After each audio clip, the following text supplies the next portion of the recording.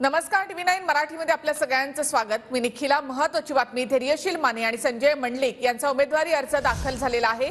मुख्यमंत्री शिंदेंच्या उपस्थितीमध्ये हा उमेदवारी अर्ज दाखल करण्यात आलेला आहे। तर धैर्यशील माने आणि संजय मंडलिक यांनी आज आपला उमेदवारी अर्ज भरला। उमेदवारी अर्ज भरताना मोठं शक्ती प्रदर्शन।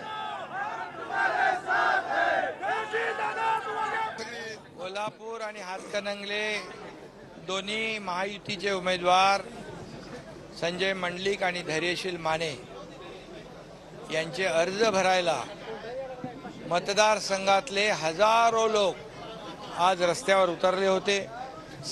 मतदारांनी ठरवले की हे दोन्ही महायुतीचे उमेदवार विजयी करून दिल्लीला पाठवून आदरणीय नरेंद्र मोदी साहेबांचे हात बळकट करायचे आहेत आणि आदरणीय मोदी साहेबांना पुन्हा तिसऱ्यांदा या देशाचे प्रधानमंत्री बनवायचा निर्धार आणि संकल्प कोल्हापूर आणि हातकणंगले वासियांनी